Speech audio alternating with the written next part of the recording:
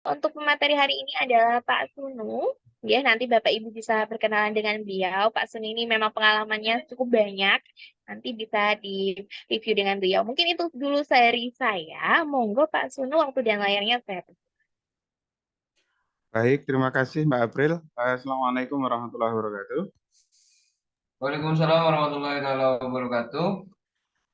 Baik, Bapak Ibu sekalian, terima kasih sudah bergabung di Zoom Meet siang ini. Ya, ini sebenarnya kalau dinamai TOT tidak terlalu tinggi menurut saya, terutama bagi saya, karena ya saya masih junior juga, jadi nggak yang senior senior banget dalam ngajar juga. Kita sharing lah, istilahnya kita sharing aja, kita berbagi apa yang saya miliki, saya coba bagi ke Bapak Ibu sekalian, dan ya semoga kedepannya bermanfaat, terutama terutama bagi anak didik kita, ya. Dan lebih khusus lagi ketika bagaimana menghadapi UTBK, ya, yang sebentar lagi akan mereka jalani, dengan harapan tentunya putra putri Bapak Ibu sekalian diterima di pilihan yang mereka idamkan, kan begitu. Nah, Bapak Ibu, eh, yang perlu saya sampaikan, maaf tadi tadi diminta untuk perkenalan. Nama saya Sunu Hidayat, ya Bapak Ibu boleh manggil saya Sunu.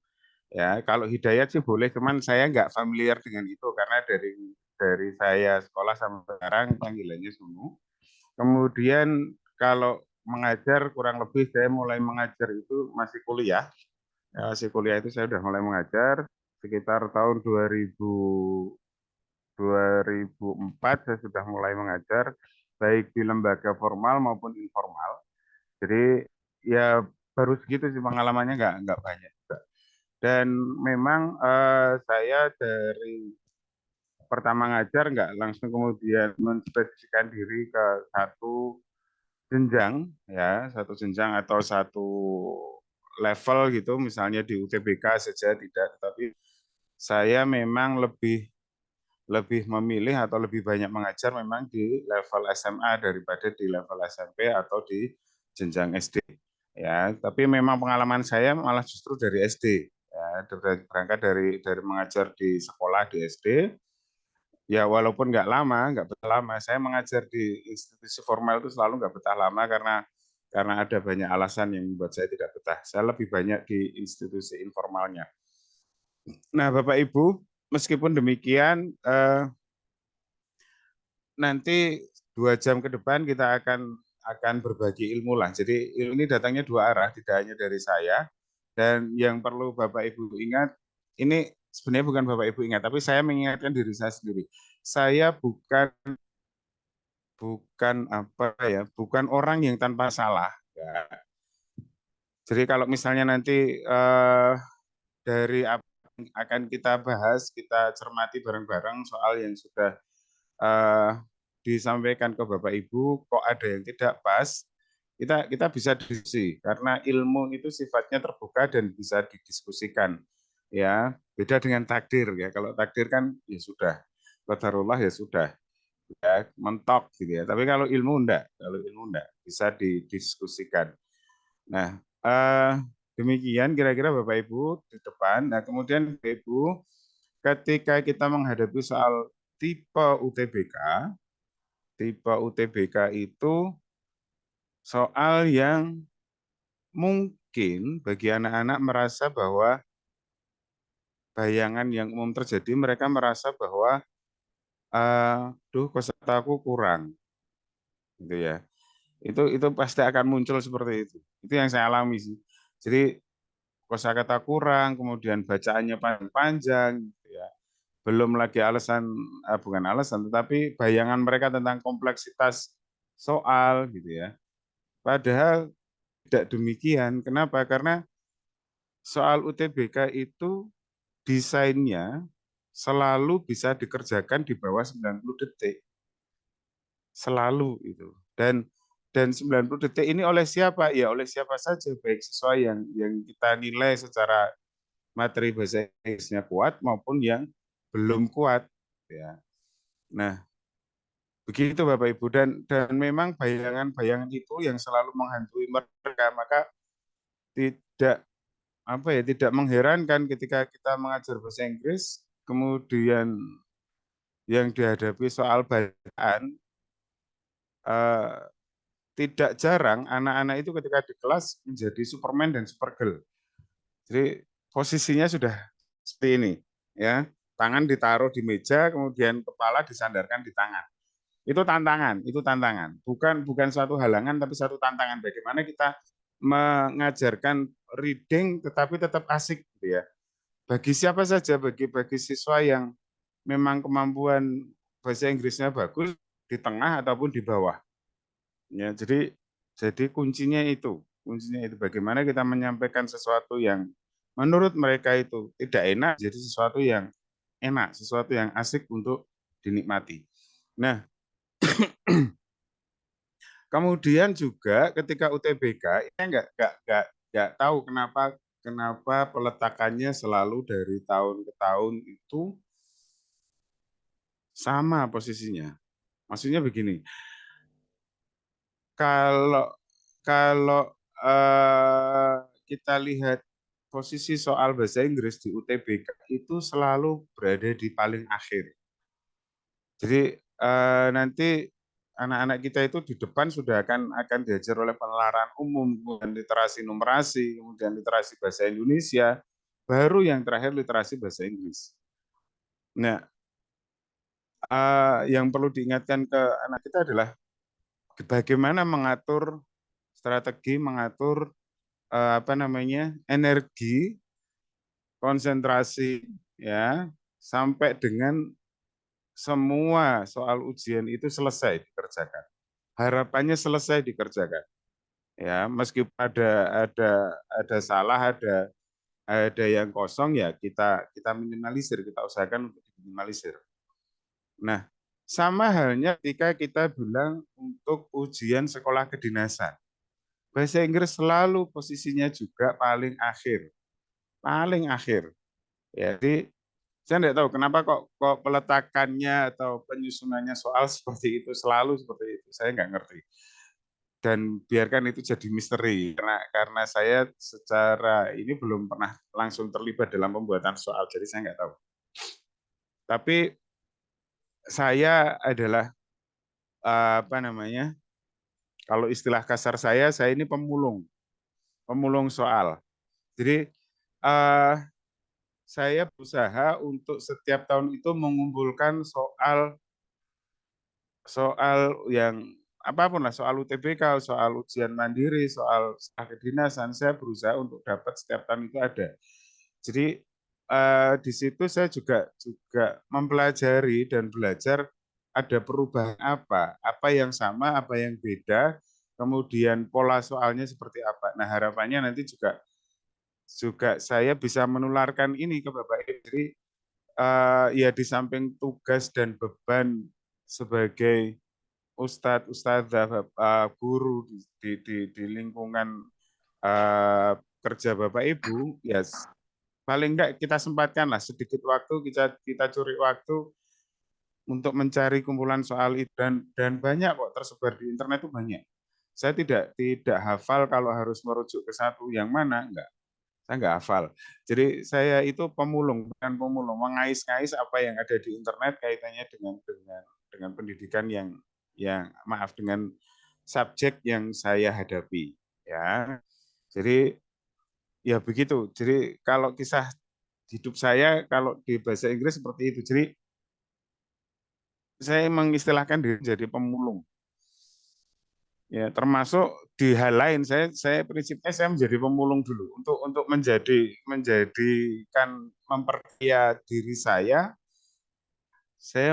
mengakui saya pemulung. Informasi apapun juga saya pulung. Ya, yang baik, yang jelek saya pulung. Tapi tentunya kita harus bisa milih dan milah mana yang perlu disampaikan. Nah, Bapak Ibu, kita mulai saja, nggih. Dan harapan saya Bapak Ibu sudah sudah mencoba untuk dia sedikit mengotak-atik lah, sedikit mengotak-atik apa yang soal yang Bapak Ibu terima. Harapan saya sih seperti itu. Jadi nggak biar enak nanti, maksudnya biar enak jalan diskusinya kita. Karena hari ini kita sharing dan diskusi aja, kita sharing dan diskusi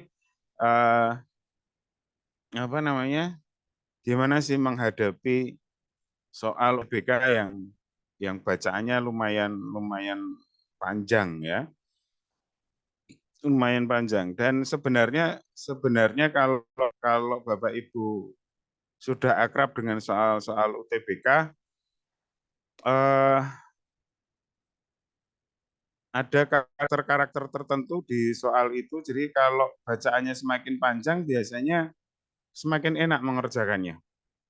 Biasanya, ya, biasanya. Menurut saya sih, menurut saya. Jadi subjektif sekali. Sangat subjektif. Jadi kalau menurut saya bacaan semakin panjang itu justru semakin enak mengerjakannya.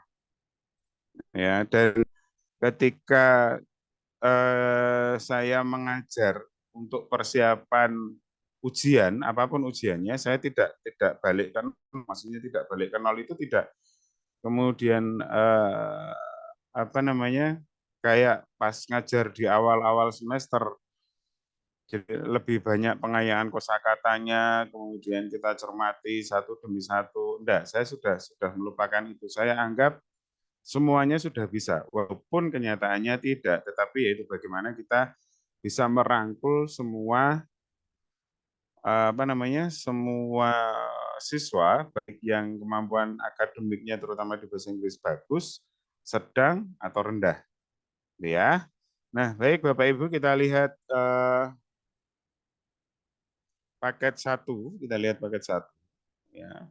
Jadi kalau saya mengajar tuh tipikalnya kalau gini, ini yang saya lakukan adalah saya akan mengajak anak-anak untuk melupakan teksnya, karena kenyataannya kalau Bapak Ibu melihat soal asli UTBK itu nggak pernah ada perintah.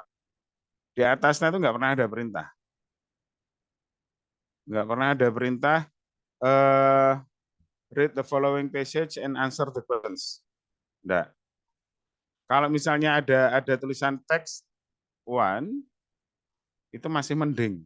Tapi tren terjadi adalah tidak ada apa-apa, di atas tidak ada apa-apa. Maka saya warning ke siswa itu jangan terlalu pede deh untuk baca. Oh, nggak ada perintah untuk membaca. Yang penting kan kita jawab dan selesai. Pekerjaan kita cepat, akurat. Karena waktunya nggak banyak. Jadi biasanya yang terjadi kalau siswa yang kemampuan bahasa Inggrisnya bagus itu justru membaca. Padahal membaca itu satu teks yang sekitar 150 kata itu butuh waktu sekitar 5 menit. 3 sampai 5 menit. Membaca dan paham loh ya. Kalau sekedar membaca sih nggak nyampe segitu. Nggak nyampe segitu. Belum lagi nanti balik lagi ke soal nomor 1, balik lagi ke teks. Soal nomor 2, balik lagi ke teks. Karena nggak mungkin sekali baca kemudian hafal, enggak. Jadi ngapain buang-buang waktu seperti itu. Saya menyampaikannya begitu.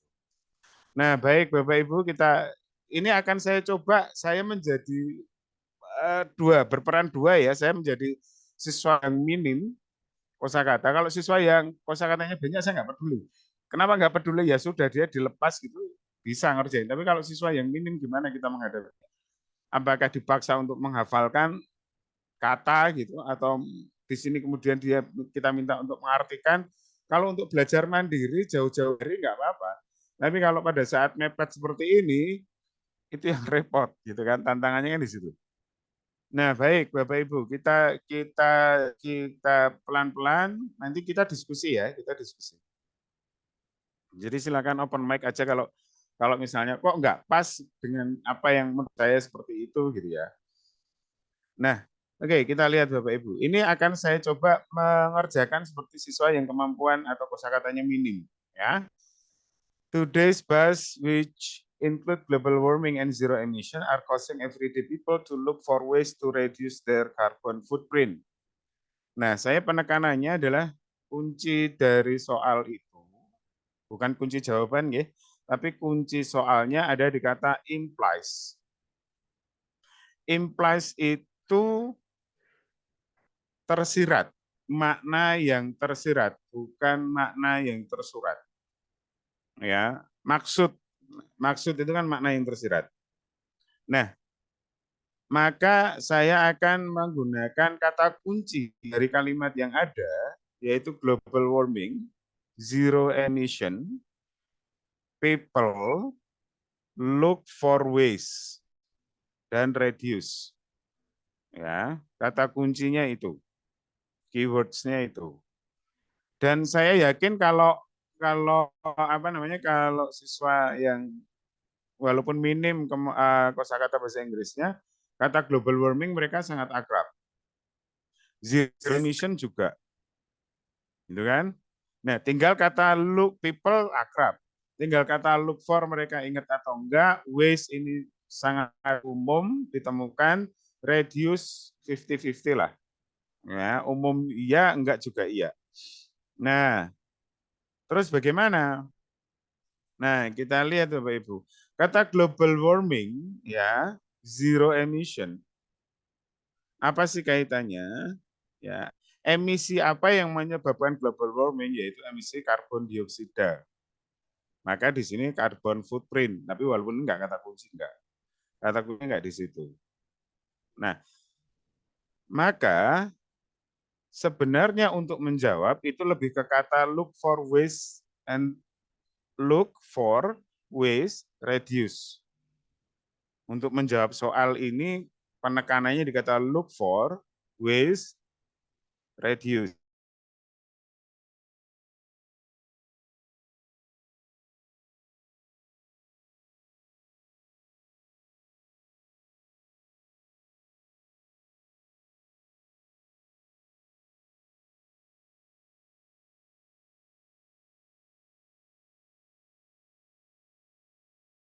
Halo, kok mati?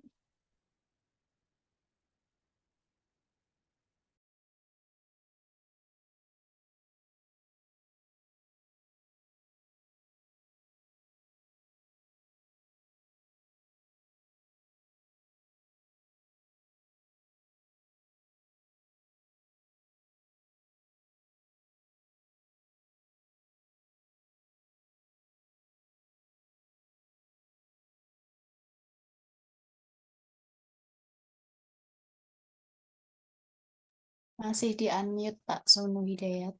Oh, baik, maaf. Jadi tadi maaf apa namanya? Lift ternyata ya, saya nggak tahu mungkin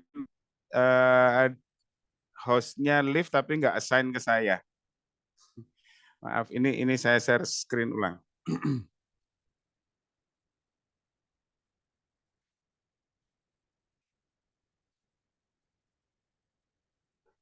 Oke. Jadi gitu. Jadi kalau look for, ya kalau look for itu berarti apa namanya? Tadi look for ways itu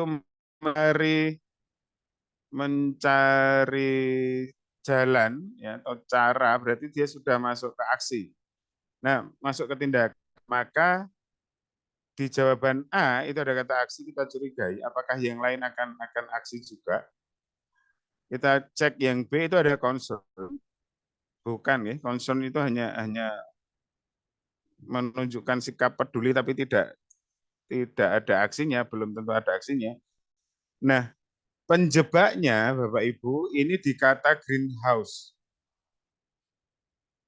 Karena siswa itu sering mengasosiasikan kata global warming dengan greenhouse.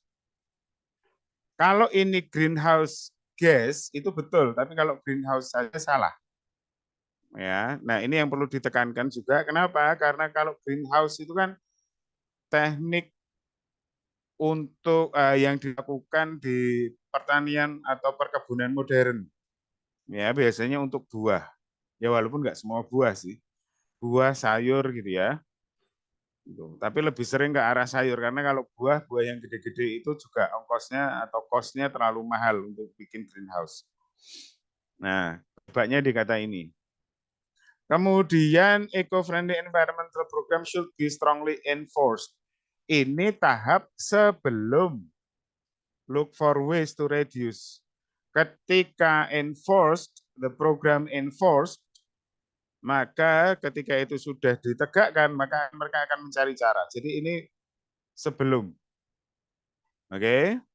Kemudian aware of, sadar akan terjadinya global warming. Ya sadar, cuman belum tentu mereka akan melakukan. Maka jawaban yang tepat ini maka dasarnya adalah kata action. Nah, begitu. Jadi apa namanya, kita meminimalisir, atau saya lah, bukan kita, saya meminimalisir memakai atau mengartikan ini sepanjang ini, saya meminimalisir itu. Sama halnya ketika kita melakukan di nomor 2. Ya, kita melakukan di nomor 2, dan perlu Bapak Ibu sampaikan, nanti juga bisa disampaikan ke putra-putri Bapak Ibu, bahwa soal itu saling bantu. Soal itu saling bantu. Bedanya dengan mapel lain, ya, dengan literasi numerasi, dengan literasi bahasa Indonesia, dengan penalaran umum, ya, itu bahasa Inggris itu enaknya adalah soal itu saling bantu. Walaupun tidak terjadi di setiap teks, soal yang berkaitan dengan satu teks, misalnya nomor 1 bantu nomor 3, belum tentu, cuman pasti ada di mana soal itu saling bantu. Oke, kita lihat nomor 2 Bapak Ibu. Di sini ada kata green. Anak-anak sudah paham, saya yakin. Ya, kalau lupa sangat kebangetan. Kemudian ada green movement. Kalau mereka tahu kata movement, alhamdulillah. Kalau tidak juga tidak apa-apa. Ya, intinya kita menjadikan sesuatu yang horor bagi anak-anak menjadi sesuatu yang tidak lagi horor, bisa dinikmati. Ya. Kemudian ada catching on. Kalau catching saja enak. Catch menangkap. Nah, kalau catching on itu kan menjadi frase baru. Kemudian di sini ada pockets. Ada of the word. Saya yakin kalau word mereka tahu.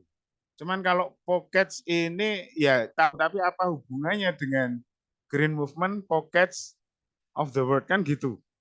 Kalau anak-anak yang kosakatanya atau yang kemampuan bahasa Inggrisnya bagus, salah. Tapi bagaimana, sekali lagi, bagaimana dengan mereka yang ada di bawah? Pockets itu saya ibaratkan ya kantong, kan, memang kantong artinya. Tapi saya tidak kemudian menggunakan makna konotasi yang ada di sini, enggak. Kantong itu kalau dilihat secara nyata, secara profesional, kantong baju, kantong celana, kantong jaket itu pasti kecil atau lebih kecil dari objek utamanya, bajunya, jaketnya, celananya, porsi kantong itu lebih kecil. Kalau ini kantong-kantong dunia, berarti wilayah saya akan mencoba menggiring ke mereka sesuatu yang kecil di dunia, berarti tempat-tempat terpencil. Ya, wilayah-wilayah yang jauh dari hiruk pikuk kota mungkin, ya. Dan ini ada namanya green movement. Nah, kemudian dari konteks kalimat ini pemaknaannya seperti apa? Pemaknaannya adalah kemudian ini kita ngomongin di paragraf 1, kita minta bantuan karena ini letaknya di paragraf 1. Ya. Di situ dijelaskan di kalimat ketiganya yang kita gunakan tadi di kalimat di soal nomor 1. Di situ subjeknya people, everyday people to look for ways, gitu kan? Berarti nggak spesifik. Dan ini many pockets, pocketsnya juga nggak spesifik. Nggak spesifik kemudian di apakah di negara maju, negara berkembang, atau negara yang baru akan berkembang. Maka many people, iya, people, iya, house designer ini too spesifik, terlalu spesifik. Kita buang itu. Everyone, iya, environmentalist kita buang. Karena ini sudah terlalu spesifik kayak house designer. Oke, maka opsinya tinggal A, B, D. Nah, yang bikin D adalah detailnya belakang. Apakah should understand the effect of global warming and zero emission well? Bukan. Kenapa kok bukan? Karena ini sudah ada catching on. Should understand ini sebelum catching on. Kalau mereka belum paham, mereka belum catching, mereka belum menangkap. Tapi karena sudah paham, mereka akan menangkap itu. Oke? Maka enggak. Should understand yang bikin salah. Kemudian aware of environmental issues. Jadi orang-orang yang sadar isu-isu lingkungan, suka tinggal di wilayah yang aman dan sehat. Gitu kan? Apakah hanya orang-orang yang sadar akan isu lingkungan saja yang suka tinggal di lingkungan yang aman dan sehat? Kan enggak. Semua orang pasti menginginkan lingkungannya sehat dan aman. Terserah dia sadar lingkungan atau tidak. Maka B menjadi gugur. Selesai jawabannya A. Dari parafrase dari Green Movement is catching on many pockets of the world. Many people consider it crucial to have eco-friendly environment. Begitu. Baik, kita lanjutkan Bapak Ibu. Kita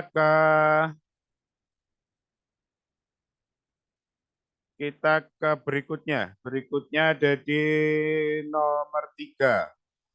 False idea. Ini soal nggak pernah berubah. Soal nggak pernah berubah. Hanya gayanya saja yang berbeda. False idea, doxide. Nah, kata kuncinya itu. False berarti salah. Gitu kan? Berarti tidak akan berkaitan dengan doxide green. Nah, kata kunci untuk mencari di teks kata doxide green ini, Bapak Ibu. Maka kita lihat doxide green-nya itu di mana. Doxide green itu ada di paragraf 1, dia mulai keluar. Ya.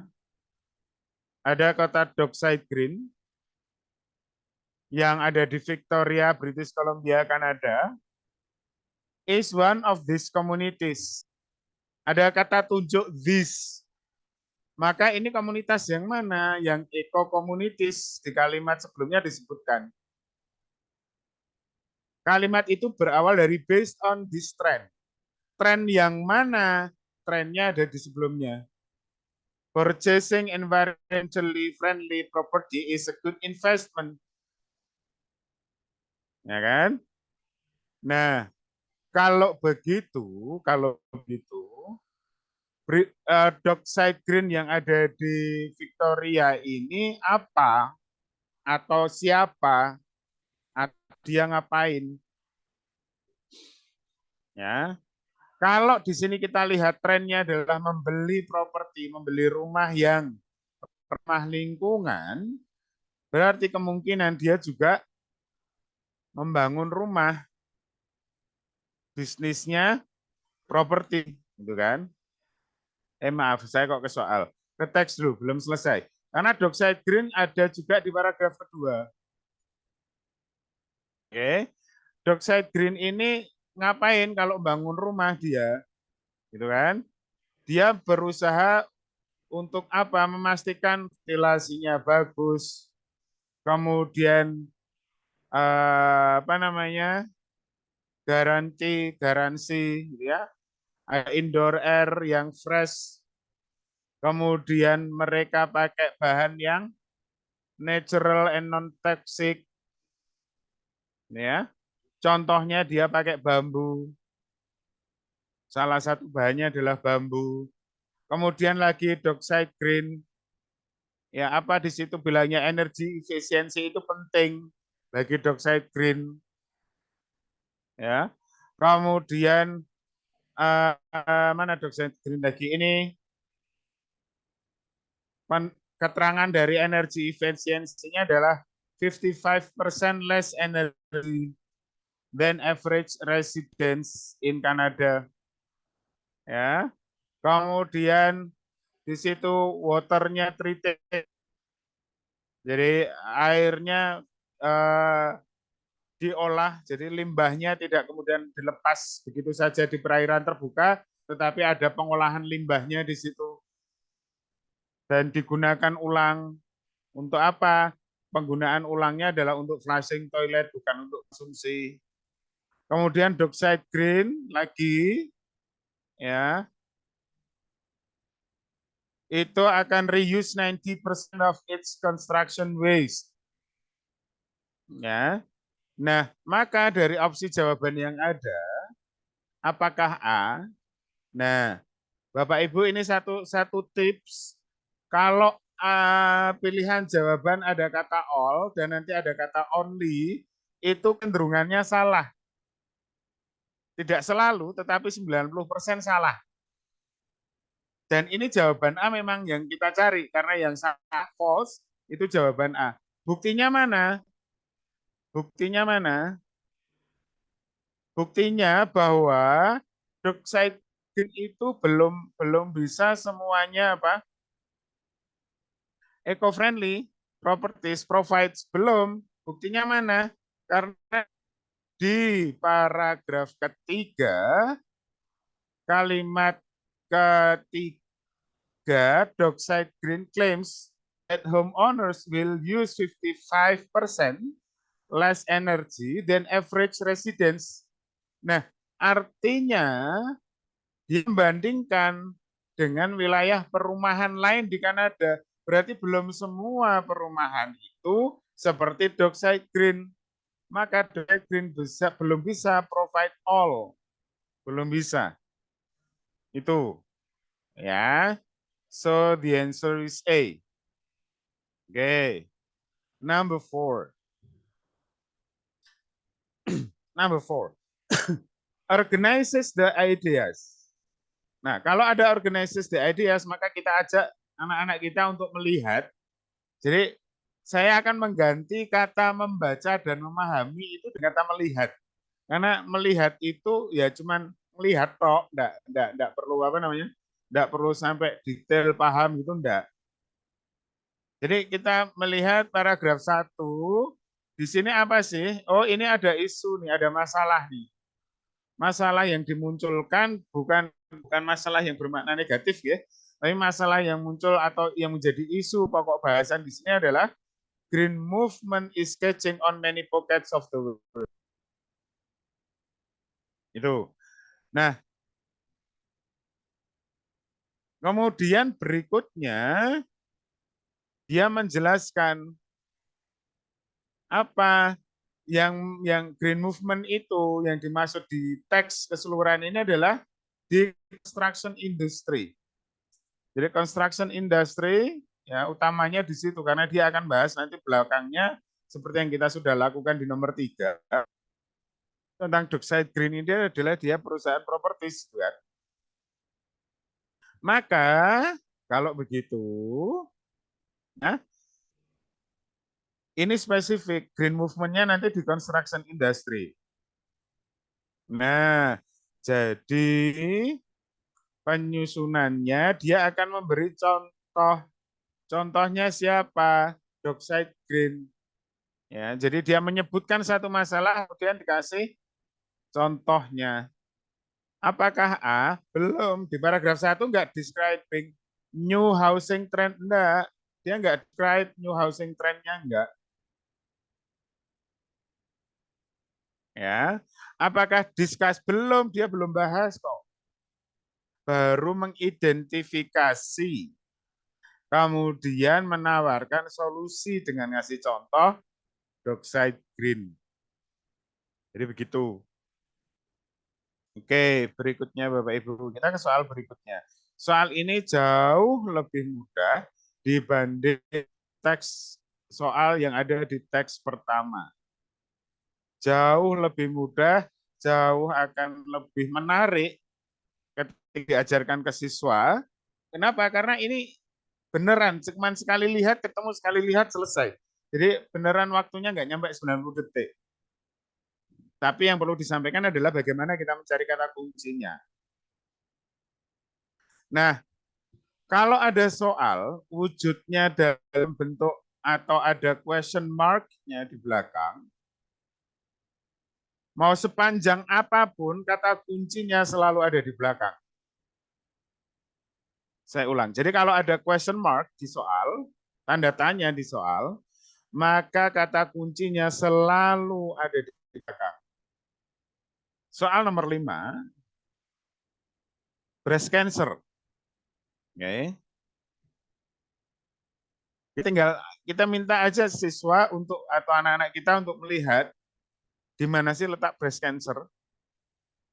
Di paragraf kedua, baris kedua. Apakah ditemukan di tempat lain? Kita cek. Selain paragraf 2, adakah di paragraf 3? Tidak. Di paragraf 4 ada, tapi belakang, dan itu tidak hanya breast cancer. Ya, tapi breast, prostate, and endometrial cancer. Tidak hanya breast cancer, tapi ada kanker breast, payudara, prostat, dan endometrial.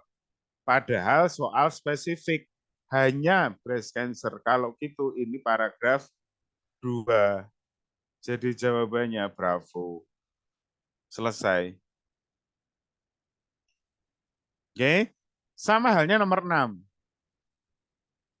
Sama halnya nomor 6. Masih question mark. Ada heart disease. Ya kita cari. Nah, ada satu juga yang perlu Bapak Ibu sampaikan, bahwa kadang-kadang, tidak selalu, kadang-kadang kalimat soal itu menggunakan sinonim. Tidak selalu, tapi kadang-kadang. Atau istilah lain. Jadi termnya beda, tapi makna yang dituju sama. Ini saya kasih contohnya di soal ini. Heart disease. Kata heart itu kaitannya erat dengan kata kardio. Jadi kalau misalnya ada siswa yang latihan olahraga atau nge-gym gitu ya, latihannya konsentrasi ke latihan kardio dulu deh. Berarti kardio itu yang dimaksud apa? Kardio itu adalah penguatan jantung. Dari latihan olahraga itu, latihan kardio itu penguatan jantung. Berarti paragraf 3 ada, paragraf 4 pun demikian. Kita lihat soalnya. Soalnya minta apa sih? Argue. Arguingnya, argumennya dari author itu apa? Kalau itu reduce risk of heart disease. Dasarnya apa? Landasannya apa? Kalimat paragraf 3 yang ada kata kardiovaskular itu dimulai dari the latest research conducted by Dr. Tim Bone from the Chi Advisory Panel. Berarti kalau dia research, berarti ini akan laporannya, hasil penelitiannya, ya. Kemudian paragraf 4, heart disease, ini juga sama, scientists from Taiwan reported. Berarti report apa? Report dari studinya, dari research-nya. Sama. It means that, kalau gitu, ini dasarnya adalah hasil penelitian. The results of the study reveal this. Jadi dasar penulisnya adalah itu. Nah, pembuktian bahwa jawaban yang lain salah, ya, tanpa harus baca, karena kadang banyak yang meragukan, nggak baca kok bisa ngerjain. Banyak yang meragukan itu, maka pembuktiannya adalah seperti ini. The contains important nutrients. Ini yang saya bilang soal itu saling bantu. Nomor 5, kalau important nutrient sebagai jawaban, maka nggak spesifik, karena nomor 6 yang diminta adalah heart disease. important nutrients-nya itu selain untuk heart disease juga untuk breast cancer. Maka kan ini menjadi nggak spesifik, ini terlalu general nih. Salahnya di important nutrients. Kemudian yang C, kata polifenol. Kata polifenol itu ditemukan di paragraf kedua, agak bawah. Ya. Polifenol. Padahal paragraf kedua menurut nomor 5, ini paragraf kedua ini fokusnya di breast cancer, bukan heart disease. Jadi kan salah. Wong tadi soal nomor 6 itu fokusnya di heart disease kok. Kemudian jawaban delta. Ketocin and gallocasein. Ya. Ya suruh nyari aja, siswa suruh nyari. Di mana? Ketemu lagi di paragraf kedua. Ya enggak dong. Kan fokusnya heart disease, maka jawaban ini menjadi salah. Polifenol salah, ketocin gallocasein juga salah. Kalau E, rice meningkatkan blood pressure. Padahal blood pressure ini efek salah satunya adalah ke jantung. Ini pasti juga salah. Begitu. Pembuktiannya seperti itu. Oke, continue number 7. Nomor 7, soal yang tidak pernah berubah. Pasti ada. Apa itu? Concluding, conclusion, drawing a conclusion. Pasti ada. Ya, pasti ada. Ini masih pakai question mark. Maka non-drinkers. Non-tea drinkers. Orang-orang yang tidak minum teh. Caranya gimana? Gampang Bapak Ibu. Siswa kita minta lihat aja ada nggak non-tea drinkers. Karena menarik kesimpulan itu kan berarti ada satu pernyataan, kemudian pernyataan lain baru disimpulkan. Kalau pernyataan yang lain tidak ada, maka enggak. Pernyataan yang dimaksud di soal itu tidak ada, maka tidak bisa disimpulkan. Tidak bisa dihubungkan. Nah, kalau kita cek secara cepat aja, di sini semuanya ada drinking tea, ya. Kemudian ditekankan lagi di paragraf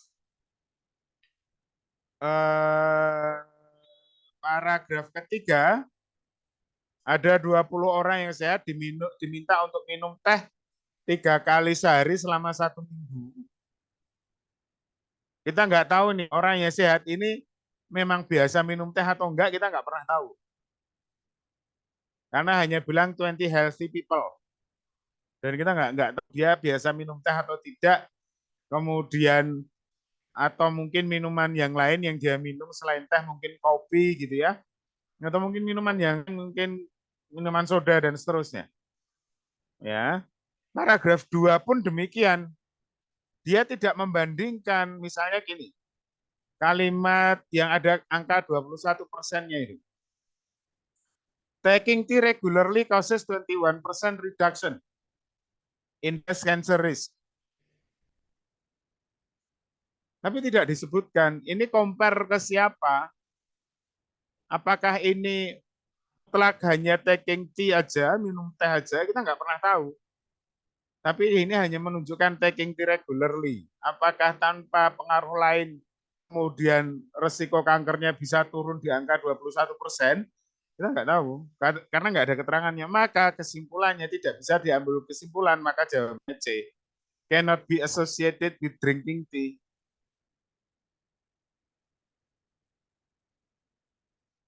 Ya, nggak bisa dihubungkan, nggak bisa disambungkan, karena nggak ada di teks. Nggak bisa dibandingkan. Begitu. Kita lanjut ke nomor 8, number 8. Positive side. Ya, kelompok mana yang akan bisa mengambil positive side? Karena teksnya dari depan sampai akhir itu ngomongin drinking tea, ya pastinya tea drinker. Kok bukan heart surgeon? Ya, ahli bedah jantung. Dia nggak peduli. Pasiennya mau minum teh apa enggak peduli. Yang penting aku ada tugas untuk membedah jantung karena alasan apapun, mungkin penyumbatan pembuluh darah di jantung, atau mungkin jantung, istilah kalau awam jantung bocor gitu ya, atau pembengkakan jantung atau yang lain jantungnya bermasalah, nggak peduli. Pasiennya ini peminum teh atau nggak peduli. Teenage reader, no. Kenapa kok bukan? Karena teenage readers ya dia nggak bisa ngambil positif side-nya dari message loh. Kenapa? Ya kalau dia mau minum teh. Kalau enggak, positif side-nya apa? Ya. Dan terlalu spesifik teenage itu yang jadi masalah. Kenapa kalau misalnya teenage aja? Kenapa nggak umum, nggak ke adults? Kenapa dibatasi hanya teenage? Ini yang bikin salah. Fatalnya adalah sebenarnya dikata teenage-nya ini. Nggak bisa. Kalau D, people with cancer, orang sudah kena penyakit kanker ngapain? Harus minum teh. Ini kan mencegah, bukan untuk mengobati ya. Tadi di teksnya adalah reducing risk. Berarti kan mencegah, mengurangi resiko terkena. Kalau sudah terkena, ya ke dokter. Konsultasi apakah harus diangkat dan di kemo atau cukup kemo atau radiologi pakai apa namanya disinari ya, pakai gelombang tertentu, biasanya gamma yang dipakai, gelombang gamma. Kalau ya enggak toh, wong dia yang mengungkapkan penelitian, dia harus membagi apa yang dia temukan, bukan mengambil sisi positifnya atau manfaatnya, enggak. Tapi dia mengemukakan hasil penelitiannya, so kesimpulannya, the answer is E. Begitu. Nah, berikutnya. Berikutnya ini soalnya membutuhkan kejelian dan ketelitian. Oke, nomor 9. Ini tidak pernah berubah Bapak Ibu. Relate. Walaupun buat soal itu random. Random itu gimana maksudnya? Bisa kalimat, bisa paragraf, atau bisa juga kalau si pembuat soal ini model soal tapi belum UTBK ya istilahnya, waktu itu masih soal SBMPTN ya, paragraf. Jadi disajikan dua paragraf. Dua teks, ada teks A dan teks B. Main theme-nya sama, tema umumnya sama, tema utamanya sama, cuman yang dibahas beda. Hubungannya apa? Tuh.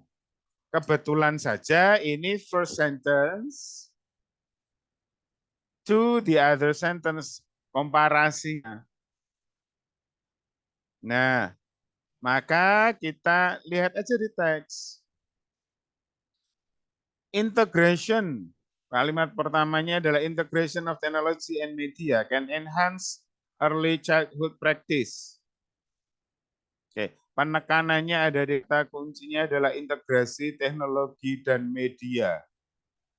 Ya, intinya dari situ. Frasa kata benda utamanya dari sini. Ya. Artinya apa? Artinya seharusnya ke bawah ini nanti juga akan ngomongin teknologi and media. Oke. Kita lihat, maka kita minta anak-anak gimana? Gampang. Karena yang dipakai adalah kata teknologi and media untuk mengurangi resiko salah, maka cari dulu aja teknologi dan media yang ada di pilihan jawaban. Jawaban C hanya teknologi, medianya nggak ada. Salah. Jawaban dan D dan E, nggak ada teknologi dan media, apakah langsung salah? Justru tidak. Ini kita curigai dulu. Kenapa? Karena ini kan sifatnya umum nih. Tidak spesifik kebacaan. Bacaan mana aja pun bisa dipakai atau bisa dikasih pilihan D dan E. Oh ya. Sentence contains information that is contrary. Ini kata kuncinya di pilihan jawaban ada di kata contrary. Kemudian kalau kata kuncinya di kata vague. Kita lihat bedanya A dan B itu ada di kinds, jenisnya, sedangkan kalimat B impact, dampaknya. Bedanya kan di situ. Kita baru di kalimat pertama, kita belum lihat kalimat kedua. Kalimat kedua, successful integration technology and media into early child programs involves the use of resources such as.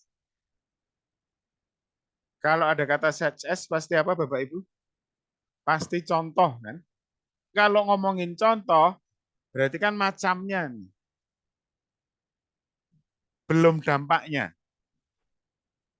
Belum dampaknya, masih ngomongin contoh itu berarti masih ngomongin jenis. Maka dampak enggak. Kemudian masih ada PR, D, dan E. Karena jenis sudah, karena kita kan hanya melihat ya, tidak meminta siswa untuk memahami benar. Ya, jadi saya balik ke prinsip awal tadi bahwa kita bisa merangkul semua kemampuan siswa. Tujuannya kan itu. Contrary, kontras. Nah, Bapak Ibu ingatkan aja bahwa kata-kata apa yang membuat hubungan antar kata atau antar kalimat itu kontras. Ada kata but, ada kata however, nevertheless, although, even though, gitu lah. Nah, siswa disuruhnya aja, ada nggak kata-kata but? Ada nggak kata-kata nevertheless, however, although? Ternyata di paragraf 1 tidak mengandung itu. Tidak ada. Maka contrary salah. Kata contrary-nya salah. Vague. Kok malah vague? Berarti nggak nyambung kalimatnya nanti. Yang bikin salah kayak kata vague-nya. So, the answer is A. Number 10. Number 10. Ya. The author apparently agree that. Nah, ini juga tantangan bagi siswa. Siswa akan bilang begini. Ya, kalau yang nomor 9, nomor 1 sampai 8 sampai 9 enak. Gitu kan? Karena nggak perlu paham aja kita ngerti. Kalau misalnya agree that, berarti teksnya harus dipahami dong. Iya dan tidak. Kalau pada saat belajar mandiri silahkan, tapi pada ujian enggak. Kenapa? Karena kita diminta sekali lagi kita jawab cepat dan akurat. Oke. Nah, kita lupakan dulu kata teknologi and media karena ini sudah kita pakai untuk jawab nomor 9. Detail belakangnya aja. The quality of the computers and the connection of internet. 1, jawaban A itu. Jawaban B. Ya. Focuses only, Bapak Ibu, tadi saya sudah bilang di depan. Kalau ada kata all, only, itu cenderungnya 90% salah. Ya. Walaupun ini kita nggak boleh katakan B itu salah sebelum kita buktikan itu salah. Nggak boleh. Karena kecenderungan biasanya berarti ada saat tidak biasa. Ya. Kemudian jawaban C. Oke. Di sini yang bikin beda adalah really. 1 ada kata really. Depends on good educators. Jawaban delta should be selective. Ya. Should be selective. Kemudian yang E ya. Yang E are needed as a key to successful learning in early childhood setting. Nah, kita buktikan satu-satu. Apakah A akan ditentukan oleh kualitas komputer dan kualitas koneksi internet? Yang ada kata computers itu di paragraf 1, internet juga di paragraf 1. Di situ tidak menyebutkan bahwa komputernya kualitasnya harus yang baik atau mungkin terbaik. Internetnya juga tidak disebutkan minimal kecepatan transfer datanya berapa megabyte, tidak. Berarti A salah. Salah. Karena tidak ada kata quality. Ya. Kemudian B. When the teacher focuses only on the technology itself. Kata fokus. Ya, kita ajak anak-anak untuk cari kata fokus. Itu masih ada di paragraf 1. The focus of child or educator is on the activity or exploration itself. Bukan pada teknologi atau media yang digunakan, tetapi fokusnya pada anak-anak atau pendidiknya. Padahal ini bilangnya good educator. Maaf, tadi yang C ya. Oh, yang B. Only on. Bukan, kata only-nya yang salah. Fokusnya only on salah. Karena fokusnya itu di mana? Di anak-anak dan pendidiknya, bukan di teknologinya. Terbukti kata only salah. Ya. Kemudian C, good educators. Apakah disebutkan good educators? Tidak. Di paragraf terakhir, dia bilangnya talented educators. Kalau good itu belum tentu talented, tapi kalau talented biasanya good. Ya, implisit bilang seperti itu, maka good saja nggak cukup. Jawaban D, should be selective in choosing educational goals. Ya, cari, siswa disuruh cari kata educational goals. Ada di mana? Paragraf ketiga. Oh, kedua, sorry kok ketiga. Ini ya, educational goals. Kalimat lengkapnya gimana tuh bunyinya? Support. Oh, dari sini ya. As part, kalimatnya berawal dari as part of the overall class plan, technology and interactive media should be used in ways that support. Should be used in ways that support. Ya, digunakan untuk mendukung. Berarti ini kan selektif. Tidak semua. Kenapa? Karena dia dibandingkan dengan rather than in ways that distort or replace.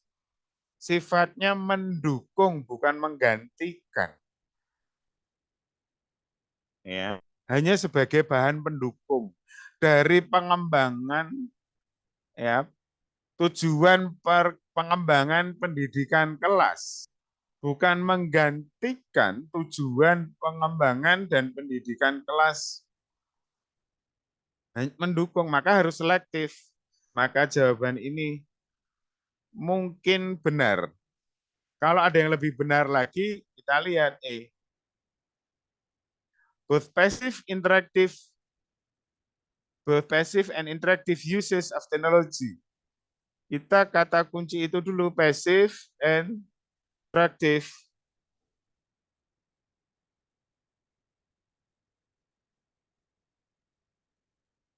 Salah. Yang disebutkan malah di paragraf ketiga harus avoid pasif. Ya. Kalau interaktifnya iya. Tapi kata pasifnya itu yang bikin salah. Karena harus avoid, harus menghindari, harus dihindari. Kok ini malah pakai? So, kesimpulannya the answer is delta. Itu. Lanjut kita ke nomor 11, number 11. Ya. Assumption. Nah, kalau bingung, siswa bingung, sebenarnya disebut aja assumption tuh ya, kalau dia holds assumption, berarti ya dia setuju dengan ide, dengan satu gagasan yang di pilihan jawaban ini. Ya, sama kayak mengerjakan nomor 10. Ya, artinya sebenarnya kita nggak perlu balik ke teks bisa. Asal diyakinkan bahwa nomor 10 itu jawabannya sudah benar. Ini yang saya bilang, soal itu saling bantu. Oke. Contohnya A. Should use to replace, kan nggak boleh tadi kata replace. Ya, bukan untuk replace, untuk support. Ya.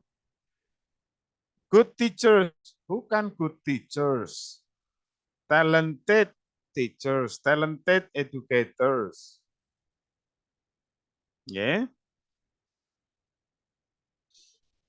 Berikutnya, the benefits of technology and media can be achieved by decreasing. Kok malah decrease? Kalau decrease lama-lama replace dong, hilang. Kan nggak boleh juga. Ya. Kemudian apakah delta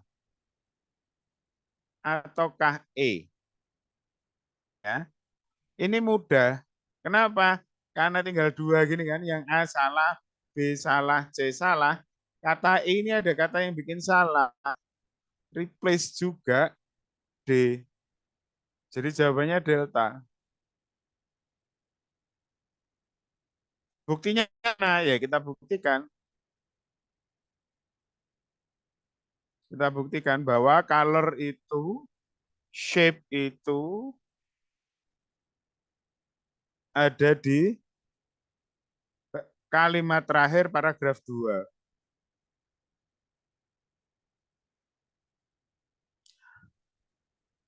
Bahwa contohnya, dia ngasih contoh, menggambar di touchscreen can add to children's graphic representational experiences. Jadi masih mendukung tujuan dari pendidikan dan pengembangan kelas. Nggak menggantikan, hanya mendukung. Karena apa kok mendukung? Karena di sini add, bukan replace. Menambahkan, berarti kan mendukung. Ya. Kemudian manipulating colorful shapes on a light table shows children to explore color and shape. Berarti ini kan juga mendukung.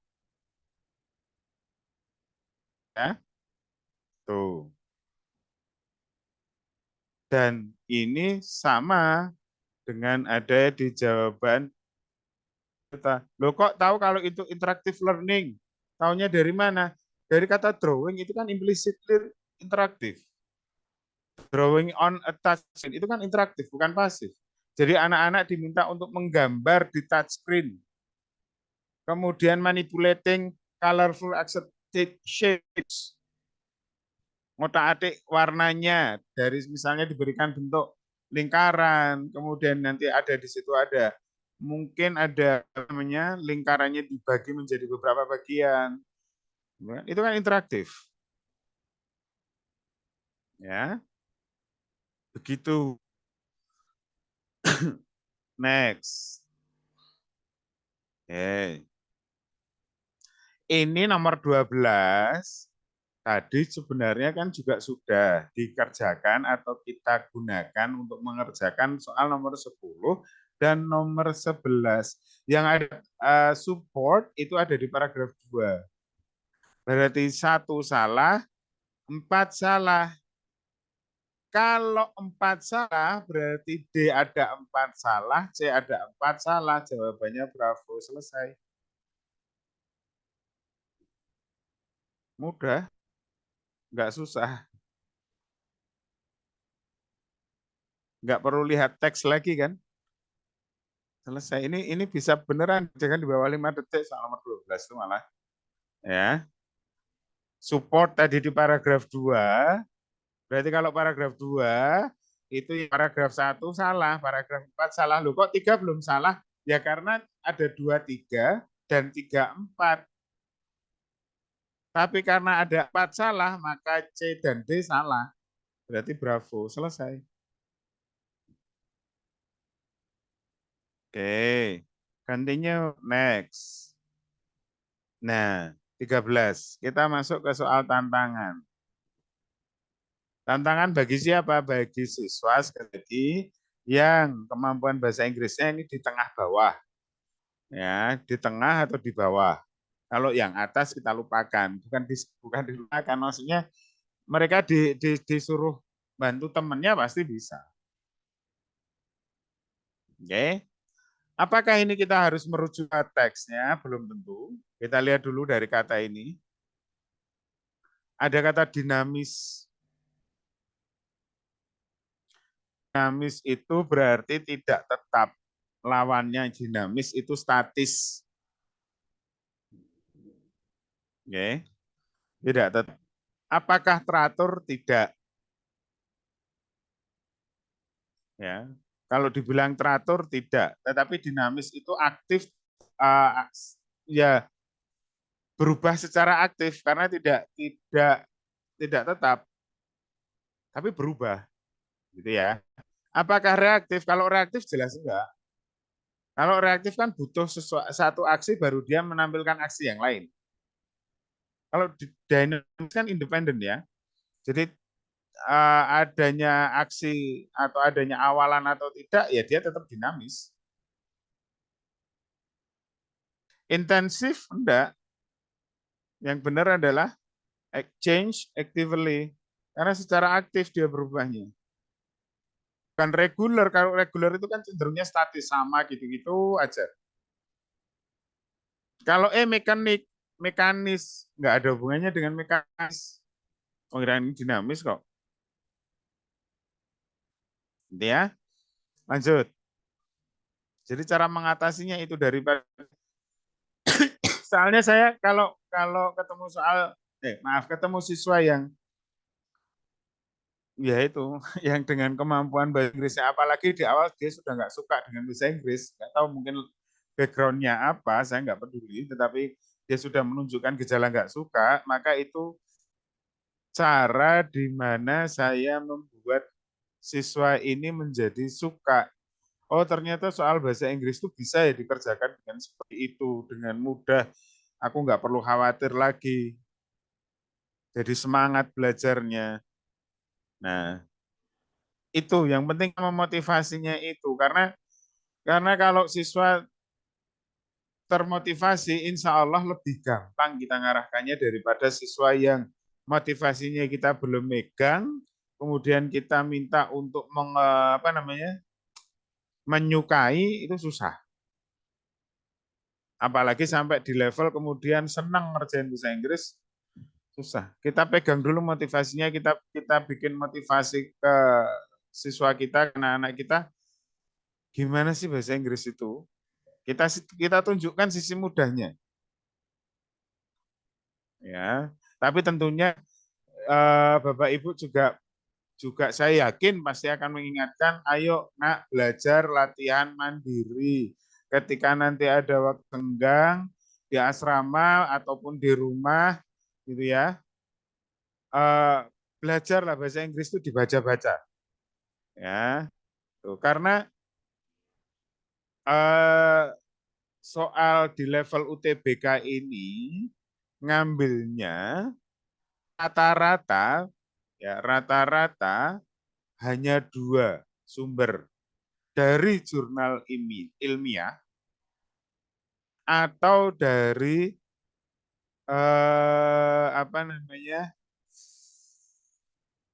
koran atau majalah online. Rata-rata seperti itu. Pilihannya hanya 2. Kalau enggak jurnal ilmiah, media berita online. Tapi wujudnya yang tertulis, bukan media dalam arti kayak berita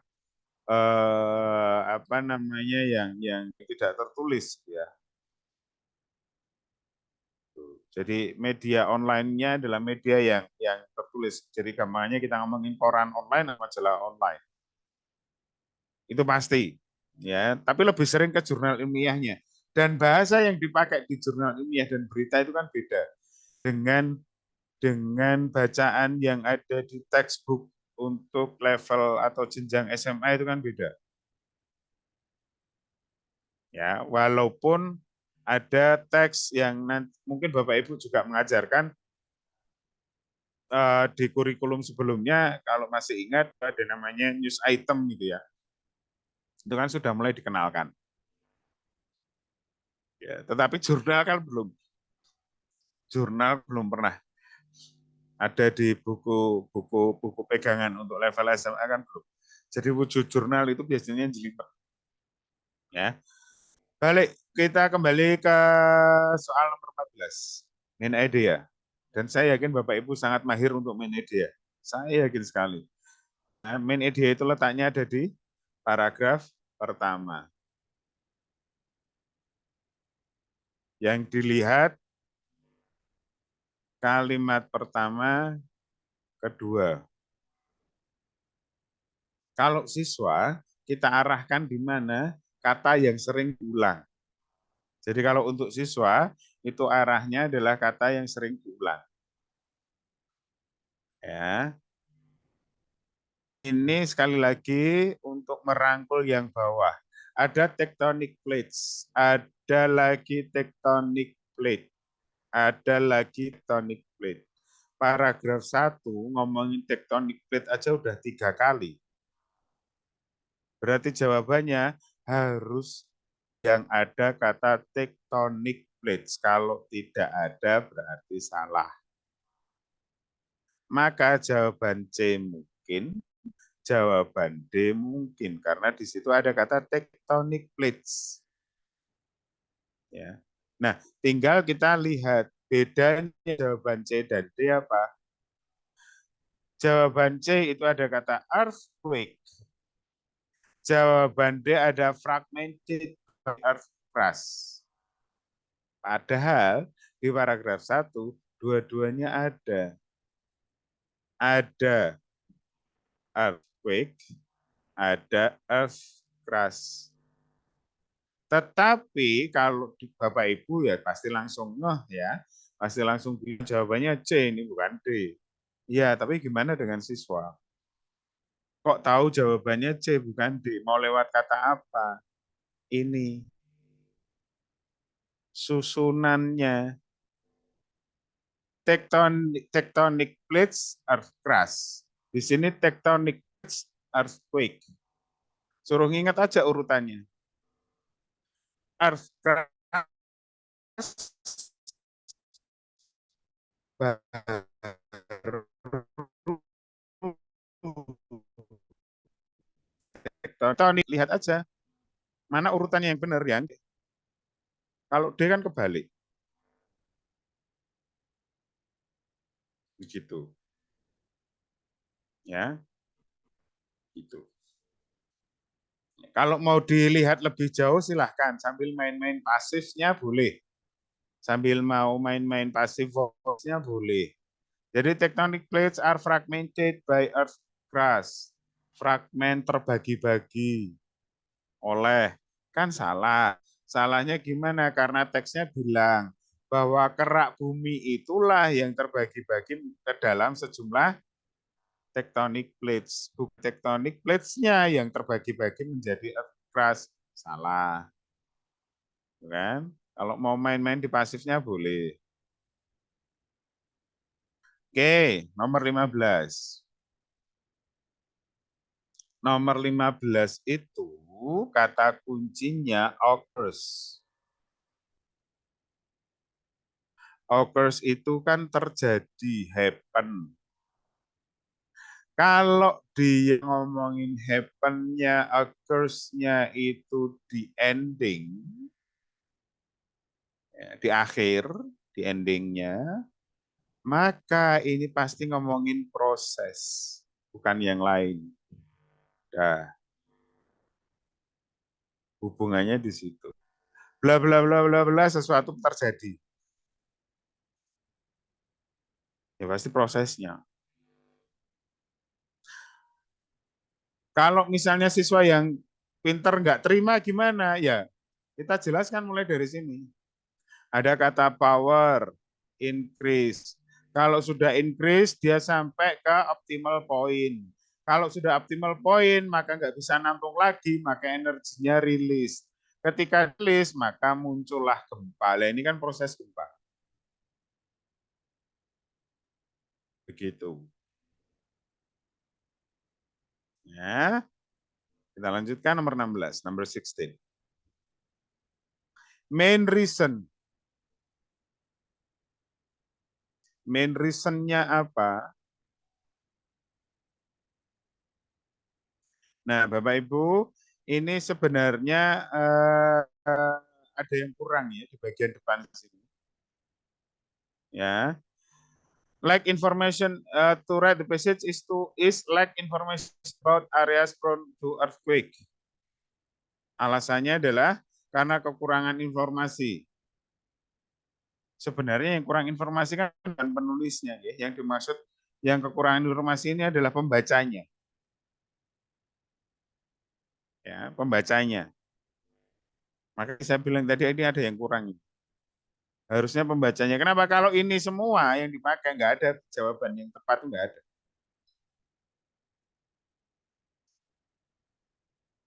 Masa penulis kekurangan informasi dia menulis kayak gitu ya enggak? Ya.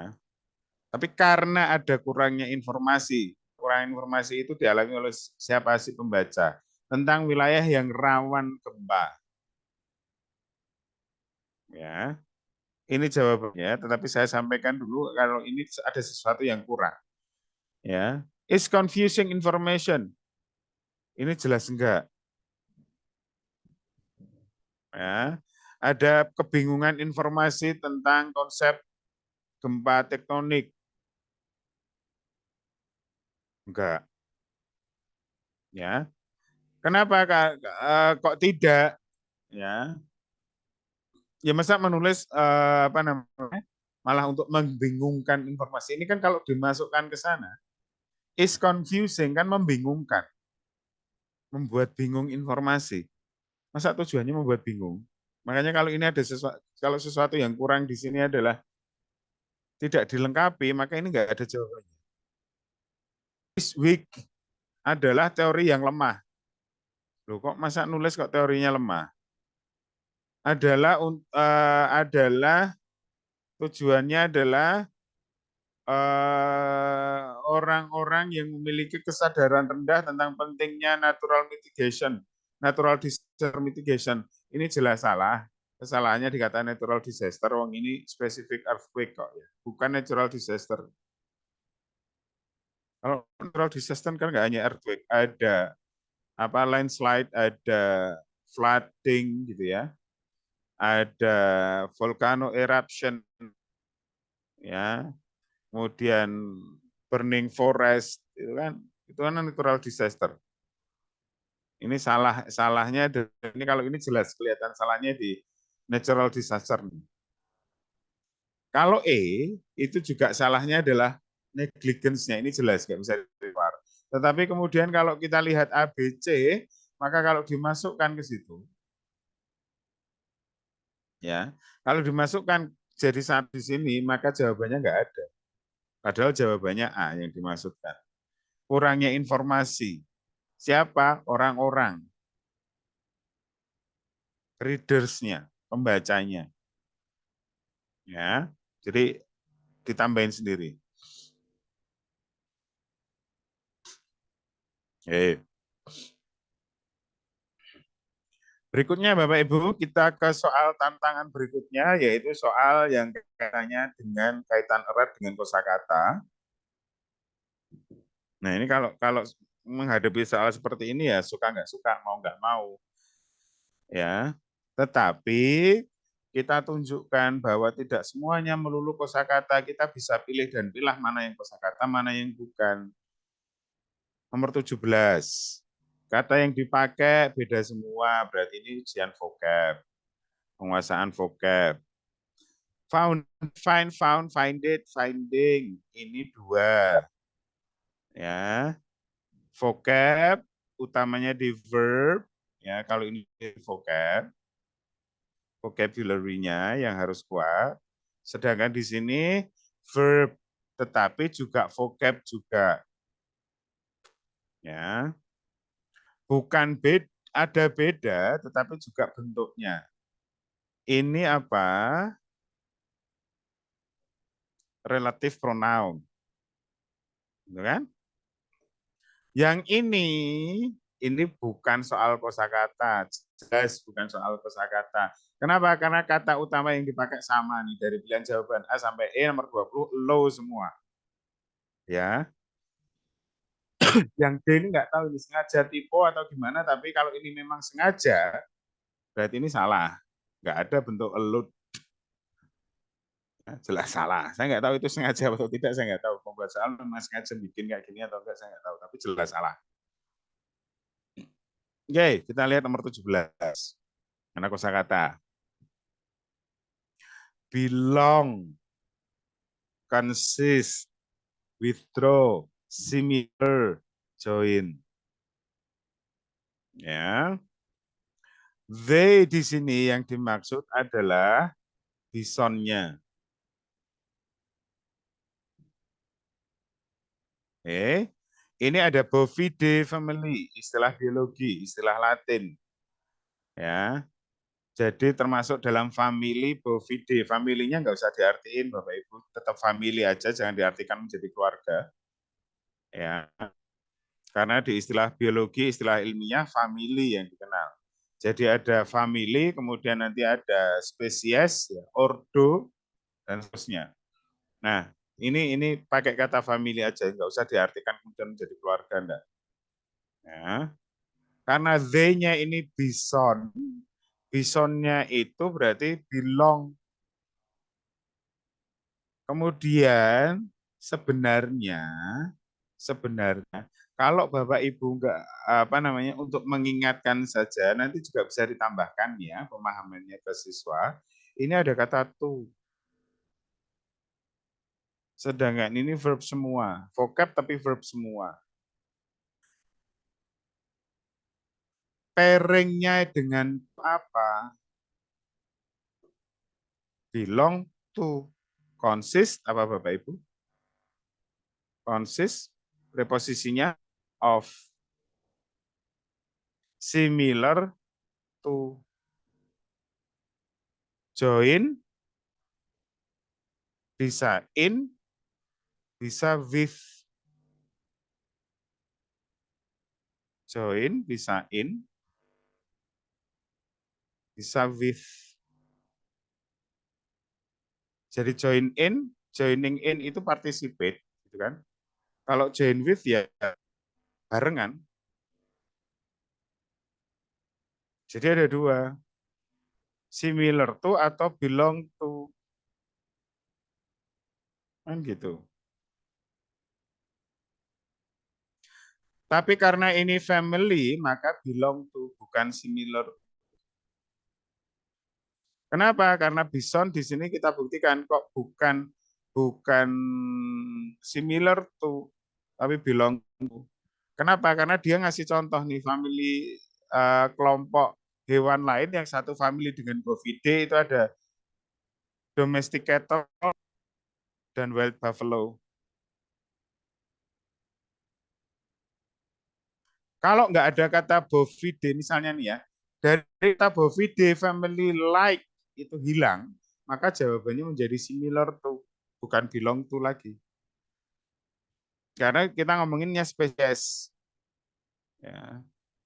Jadi kalau dalam, mungkin Bapak Ibu dulu yang di waktu SMA-nya kelompok IPA, ya mungkin masih ingat bahwa ordo, kemudian ada family, kemudian ada spesies di bawahnya. Ya, kayak sederhananya kalau mau ingat-ingat itu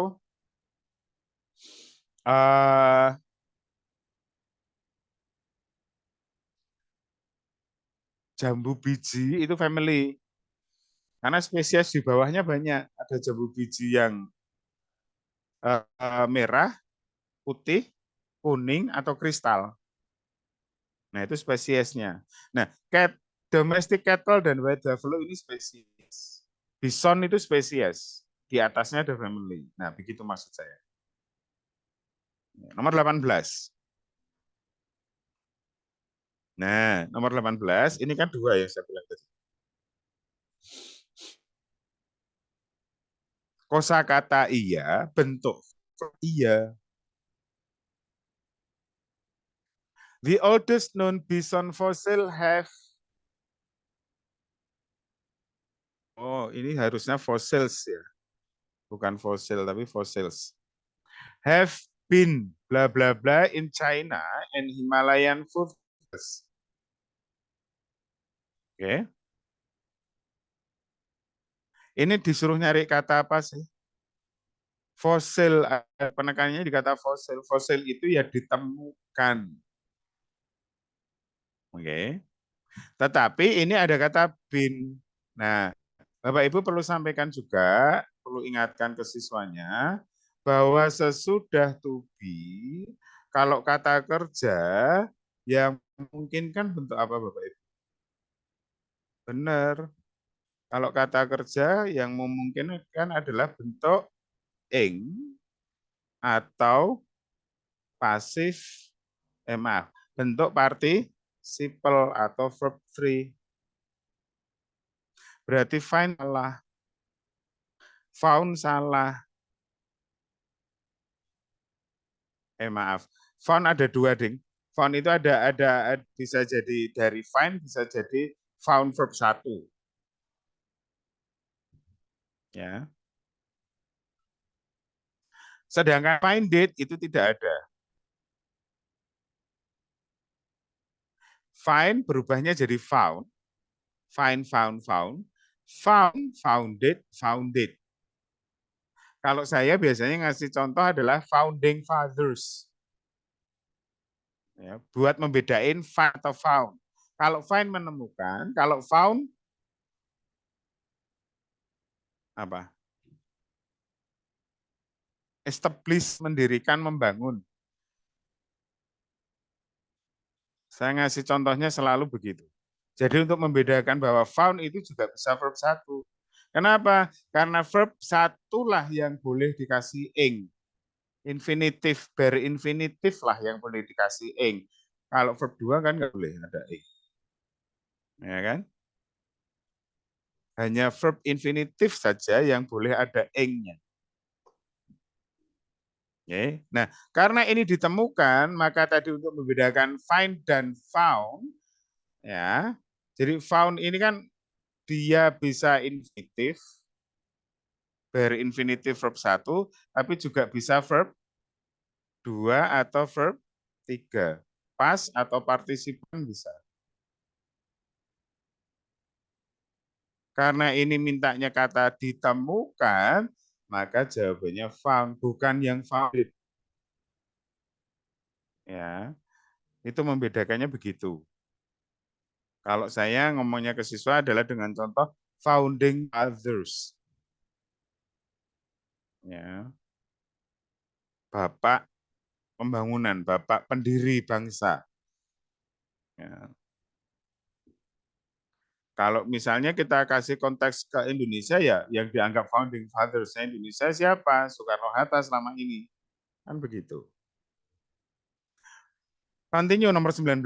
Kita ke nomor 19. Oke, nomor 19 ini gampang. Ya. Karena ini adverb of place, ya, karena in China, Himalayan itu kan place. China dan Himalayan itu kan tempat. Karena itu nama tempat, kemudian kita disuruh nyari relatif pronounnya yang mana, ya gampang, pasti where. Oh, itu tempat kok. Pertanyaan untuk menanyakan tempat where. Bukan when. When kan waktu. Whose kan kepemilikan. Gitu. Nah, kita perkaya aja siswa. Kaitannya dengan who sebagai relatif pronoun. Kalau who itu kan menanyakan orang. Berarti sebelum who, Ini pasti orang. Pasti orang. Ya, bisa he, bisa she, bisa they yang orang, bisa juga nama gitu ya. Bisa juga presiden, jabatan, maaf. Jabatan itu kan rujuknya ke orang. Kalau saja, maka kalau di kasus di pokok bahasan definite indefinite clause ya, maka who itu belakangnya akan diikuti verb atau linking verb, atau sederhananya untuk memudahkan ke siswa kita bilang ini to be aja ya, verb atau linking verb atau to be. Jadi tuh. Kemudian berikutnya whom. Whom untuk memudahkan ini ada M. M itu manusia, berarti sesudahnya pasti orang atau manusia. Contoh, the woman whom you meet, gitu kan? Whom you meet, kan the woman orang, you-nya orang, maka menghubunginya pakai whom. Kemudian whose.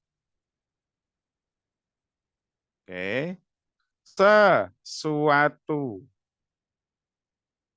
SE itu sesuatu.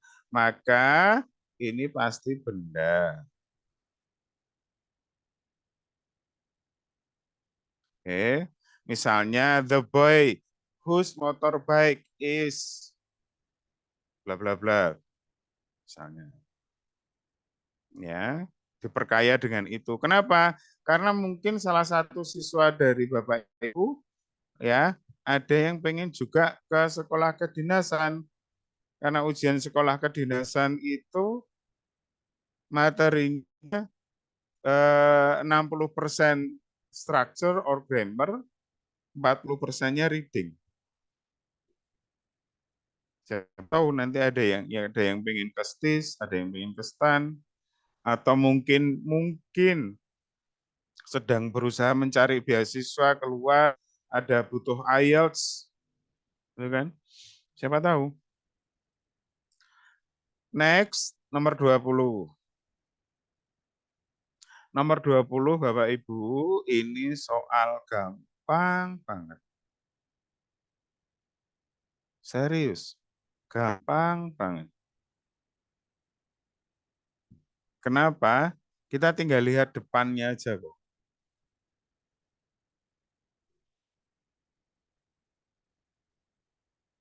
Apa itu? Di sini ada exposing, maka ini pakai ing. Karena ini ada ing, maka belakangnya pasti pakai ing. Selesai. Allowing. Dan ini juga nggak ada untuk allowing it, nggak ada. Ing kok ed itu nggak ada. Gitu kan? Selesai. Jadi satu ini sebenarnya kalau siswa sudah bisa mengerjakan dengan cara seperti ini, 20 soal itu hanya 20 menit maksimal, nggak lebih. Nggak lebih.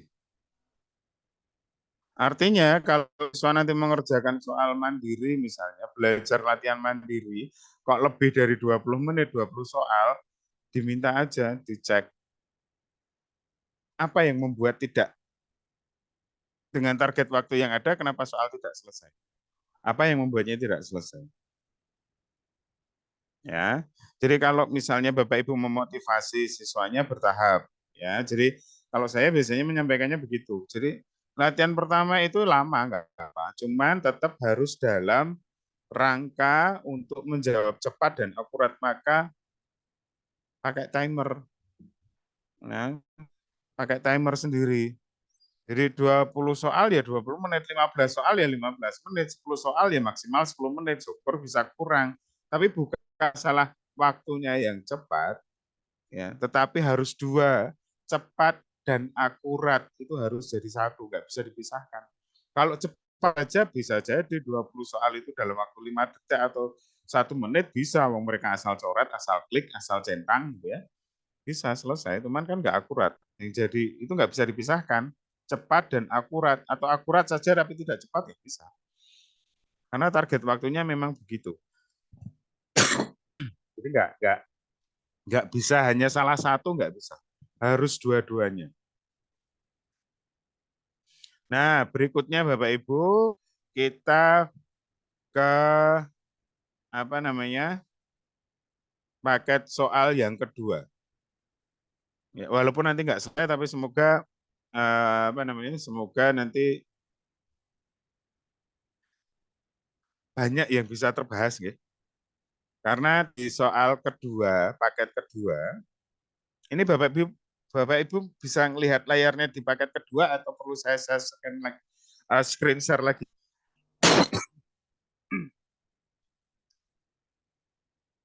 Karena ini varian untuk teks 1, ya, untuk teks 1 ini varian agak lama yang mungkin juga bisa keluar, tetapi kalau ini yang pasti keluar itu di sekolah kedinasan itu pasti soal ujian sekolah kedinasan atau soal ujian mandiri beberapa kampus itu ada model seperti nomor 1 sampai 3 di paket kedua ini pasti ada. Tapi kalau di UTBK SPB saya bukannya pesimis enggak, tetapi ini soal yang jarang-jarang banget keluar. Walaupun begitu, tetap diantisipasi. Siapa tahu memang nantinya akan dipakai. Ya, nantinya keluar. Siapa tahu maksudnya begitu. Siapa tahu nantinya keluar. Walaupun jarang. Ya, tapi kalau tidak dikenalkan kan sama aja. Kasihan nanti siswanya yang apa namanya, yang bingung, mengalami kebingungan. Ya, oke, kita lihat Bapak Ibu untuk soal nomor 1. Soal nomor 1.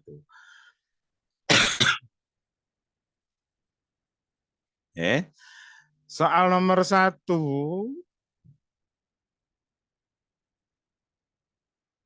ini kita diminta untuk melengkapi ya kalimat bentuknya. Kalau yang paket 1 kali soal berapa tadi nomor 17 sampai bawah tadi kan apa namanya? 17 sampai nomor 20 ya. Itu kan kata ya, bentuknya kata. Tapi kalau ini bentuknya kalimat. Nah, kalau kalimat itu gimana sih caranya? Caranya adalah dengan kita lihat kalimat sebelum-sebelumnya itu ngapain. Dan sesudahnya. Jadi kalau posisinya di tengah-tengah, nomor 2 dan nomor 3, itu kita kembali ke prinsip apa namanya penyusunan teks. Kalau dalam satu paragraf, berarti kan kalimatnya harus saling nyambung nih. Paragrafnya, kalau itu dalam satu teks kita ngomongin beberapa paragraf, kan paragrafnya juga harus saling nyambung. Nggak bisa terpisah-pisah, gitu kan. Ya. Nah, maka kita lihat sini nomor 1. Nomor 1, oke. The present study sought the document the word reading and comprehension levels attained by children who were implanted by 5 years of age. Ya. Yang ada implannya, implan apa nanti ada di bawah. Dijelaskan implannya apa. Yang diimplan apa? Yang diimplan itu di sini. It was hypothesized that the improved speech perception abilities acquired with cochlear implantation. Jadi cochlear implantation itu dipasang untuk anak yang mempunyai gangguan pendengaran sampai dengan level tunarungu. Walaupun tunarungu belum tentu bisa diatasi dengan cochlear implantation, implan cochlear. Implan kohlear itu alat kecil banget, itu harus ngebor tulang porak, ya, dipasangkan alatnya, disambungkan ke saraf di otak yang fungsinya untuk menerima gelombang dari gendang telinga. Jadi kalau yang tunarungu, maaf, yang teman-teman kita disabel tunarungu itu kalau yang rusak bukan gendang telinganya, saraf jaringannya masih baik tapi tidak berfungsi, itu bisa dipasang implan, namanya implan kohlear. Ya, kalau implan kohlear ini juga masih harus diimpor. Jadi Indonesia belum bisa bikin, harus diimpor, alatnya mahal, dan operasinya pun mahal. Ya, kok tahu? Karena ada satu teman saya, teman SMA dulu, itu yang sama Allah diamanai putri beliau itu yang harus atau terpaksa, bukan harus, tapi ibunya pengen bahwa anaknya ini bisa mendengar, maka terpaksa dilakukan implan kohlear karena gendang telinganya bagus, saraf yang ke otaknya aja yang terganggu, maka diimplan. Letak posisi implannya di atas telinga. Jadi implan ini adalah membantu otak untuk menerjemahkan getaran yang diterima oleh gendang telinga. Begitu ya. Itu di luar ini pengayaan. Jadi biar kita ngerti ketika ngomong ke siswa itu juga, kalau misalnya ada siswa yang iseng nanya, bukan kritis tapi iseng nanya, kohlear itu apa, kita bisa menjelaskan. Ya. Jadi ini penelitian terhadap anak-anak yang dipasangi implan kohlear, ya, pada usia 5 tahun. Hipotesanya adalah, ya, mereka bisa meningkatkan kemampuan berbicara. Ya, yang nantinya juga akan promote phonological coding skill. Ya, menguatkan keterampilan phonological coding. Kalau phonological coding berarti kaitannya nanti dengan membaca. Dengan bunyi. Bunyi huruf ketemu huruf. Maaf. Ya. Jadi kalau A, B ketemu A, kalau bahasa Indonesia menjadi ba, misalnya begitu. Ya. Nah, itu nanti kaitannya dengan itu. Nah, maka berikutnya, kalimat berikutnya yang menjadi tepat apa? Apakah A, the finding showed that the hypothesis was accepted, atau B, the implantation was eventually shown to be successful, ataukah C, the following paragraph will discuss the findings of the study, ataukah D, the objective of the study was to see the subject's reading skill, ataukah A, it will also facilitate the acquisition of beginning reading skills. Nah, karena ini ngomongin studi, kemudian sudah ada hipotesanya, yang belum disebutkan adalah tujuannya. Tujuannya apa? Ya itu tadi, karena ada phonological, maka kemampuan membaca. Karena fonologi kan erat dekat dengan membaca. Ya, bukan kemampuan di luar membaca, enggak. Berikutnya, number 2. Nah, Bapak Ibu, boleh saya minta usul jawaban untuk nomor 2 kalau memang soal ini sudah diberikan sebelumnya dan mungkin sudah ada Bapak Ibu yang iseng mengerjakan, biar komunikasinya kita dua arah. Ada yang mau usul jawaban nomor 2? Ada? Silahkan loh. Nomor 2, paket 2. Open mic-nya aja. Ada?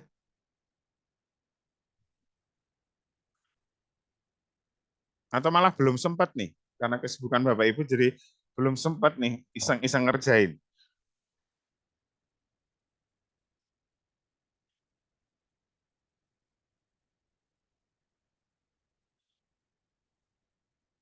Oke, kalau nggak ada yang open mic-nya, baik. Kita ke nomor 2. Oh, ada chat apa ini? Oh, belum sempat apa-apa. Nggak apa. Ya, karena kesibukan yang luar biasa ya, bebannya luar biasa. Itu ya resiko kerjaan amanah yang harus ditanggung, nggak apa-apa. Boleh nggak apa-apa. Oke, kita lihat nomor 2. Kita lihat nomor 2. Ingat Bapak Ibu, tadi saya di awal prolog di soal nomor 2 ini, nggak apa-apa, santai aja. Santai aja, ya. Oke, nggak apa-apa. Nggak apa-apa, tenang aja Bapak Ibu. Ya, maaf, nggak ada yang salah kok. Ya, oke. Nah, Bapak Ibu, nomor 2, ya, hubungan antar kalimat dalam satu paragraf harus nyambung. Ya, ini ada kata it included. It-nya apa? It-nya di nomor 2 ini. Oke. Di sini ada task. Ada task. Kalau mau gampang, ya cari aja yang task. Ada nggak? Nih. Tetapi ini perlu sedikit diubah. Maaf banget ya. Mungkin ada ketidak atau kekurangan di sini ya. Ya. Jadi di sini ada task. Kenapa? Karena berikutnya dia bilang itu termasuk lexical decision task, rhyme task, dan digit span subtask. Berarti itu task. Ya. Ada beberapa task yang dijalankan. Satu interview yang terdiri dari beberapa task. Ya. Itu termasuk, nah maka jawabannya ini. Nomor 3. Nomor 3 lagi, nomor 3 ya. Kita lihat ada they were. They kan refers to di sini nih. Kita cari they-nya untuk melengkapi yang di nomor 3. Ini ada apa? Beda-beda. Beda dengan ini. Kalau ini tas gitu ya. Ini ada 1, 2, 3.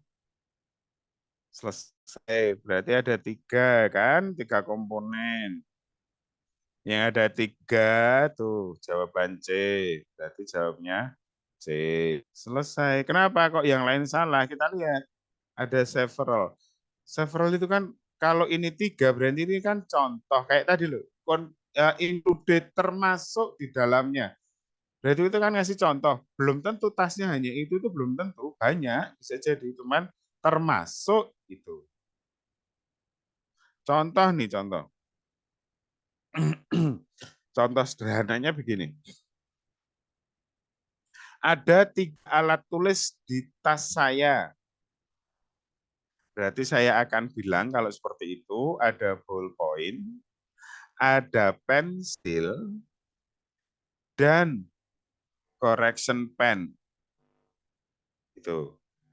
Tetapi kalau saya bilang ada penunjang pengajaran di kelas, itu termasuk misalnya proyektor, ya, laptop, dan papan tulis. Berarti kan ada alat bantu pengajaran yang lain, ya? Tapi tidak spesifik. Itu hanya memberikan contoh di dalamnya. Tetapi kalau ini spesifik, ya hanya 3 saja. Maka ya 3 aspek. Begitu. Nah, Bapak Ibu maaf, ini kelihatannya tidak habis kita bahas ya, karena waktu, maaf karena keterbatasan waktu. Ya, saya hanya ingin menekankan di nomor 4 ini ada lagi kata relate, ini paragraf 1, 2, berarti soalnya nggak berubah kan? Ini ada most relevant idea, berarti kayak tadi agree, ya, the writers agree, the idea, gitu ya. Ini diulang lagi assumption, berarti caranya sama Bapak Ibu. Ini hanya mengulang-ulang saja. Ini sama lagi paragraf, kalimat, ya, ini kayak yang raise cancer tadi, di paket 1, nomor 7, soal itu terulang terus. Implies lagi tersirat, restate lagi sama kayak restate di soal sebelumnya. Jadi soalnya itu nggak berubah. Ya, jadi gitu aja. Ya, yang beda bacaannya, kalau bacaannya beda pasti jawabannya beda karena yang dikutip beda. Sumber bacaannya berbeda. Ya, jadi begitu Bapak Ibu. Maaf kita nggak bisa atau saya nggak bisa menuntaskan semuanya, ya, nggak bisa menuntaskan semuanya karena kendala waktu. Oke. Baik, terima kasih Bu Saadah atau Bapak Saadah ini. Terima kasih siap-siap. Nifsu Sakban, nggih. Ya, oh Ibu, nggih. Sama-sama Ibu jenengan ugi ya. Ibu juga bersiap-siap gitu ya. Oke, Bapak Ibu, maaf kalau ada kurangnya, saya banyak kata yang enggak pas. Ya, saya minta maaf banget. Yang paling penting adalah semoga hari ini pertemuan yang enggak lama ini bermanfaat buat Bapak Ibu khususnya. Ya, saya semoga juga ketularan manfaatnya, barokahnya ke Bapak Ibu dan siswa-siswi Bapak Ibu yang Bapak Ibu ampuh. Ya, terima kasih banyak. Waktu dan layar saya kembalikan ke Mbak April. Terima kasih. Wassalamualaikum warahmatullahi wabarakatuh. Waalaikumsalam warahmatullahi wabarakatuh. Waalaikumsalam warahmatullahi taala wabarakatuh. Terima kasih Pak Sunu Hidayat semuanya. Baik Pak Sunu, terima kasih. Ini ternyata Mbak April mati lampu. Jadi apa namanya, susah masuk lagi tadi. Bapak Ibu terima kasih. Yang belum isi daftar hadir silakan diisi daftar hadirnya, gitu kan. Semoga pertemuan TOT hari ini bermanfaat untuk semuanya yang mempersiapkan isi Saban, semoga dilancarkan semuanya, gitu kan. Amin. Bapak Ibu terima kasih.